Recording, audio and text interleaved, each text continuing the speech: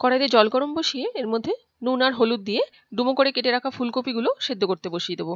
এবার একটা মশলা তৈরি করে নেবো। মিক্সিং জারের মধ্যে একটা টমেটো, আদা, রসুন, কাঁচা লঙ্কা, ধনেপাতা দিয়ে অল্প জল দিয়ে পেস্ট করে নেবো। ফুলকপিগুলো অল্প ভাপানো হয়ে গেছে, জল ফেলে এবারে কড়াইতে সর্ষের তেল দিয়ে ফুলকপিগুলো হালকা লাল করে ভেজে নেবো। ফুলকপি ভাজা হয়ে গেলে কড়াইতে গোটা জিরে ফোড়ন দিয়ে লম্বা করে কেটে রাখা আলুগুলো হালকা লাল করে ভেজে তুলে নেবো। এবারে ওই তেলেতেই কুচো করা পেঁয়াজ দেবো। পেঁয়াজটা হালকা লাল করে ভাজা হয়ে গেলে এবার এর মধ্যে দেবো হলুদ গুঁড়ো, জিরে গুঁড়ো, ধনে গুঁড়ো, নুন, চিনি, অল্প চাট মশলা আর অল্প গরম মশলা। সমস্ত কিছু খুব ভালো করে কষানো হয়ে গেলে ভেজে রাখা ফুলকপি আর আলুটা দেবো, সাথে অল্প গরম জল দেবো। দিয়ে একটা ঢাকা দিয়ে 5 মিনিট আগে সেদ্ধ করে নেবো। 5 মিনিট পরে 4টে কাঁচা লঙ্কা দিয়ে আবারও ঢাকা দিয়ে রেখে দেবো 5 মিনিটের জন্য। লো ফ্লেমে 5 মিনিট রান্না করে নেওয়ার পর নামিয়ে ওপর থেকে কাসুরি মেথি আর ধনেপাতা ছড়িয়ে নাড়িয়ে চাড়িয়ে নামিয়ে রুটি বা পরোটার সাথে সার্ভ করুন। একদম ভিন্ন স্বাদের ফুলকপির তরকারি। রেসিপি ভালো লাগলে একটা লাইক করে আমার চ্যানেলটি সাবস্ক্রাইব করার অনুরোধ রইল।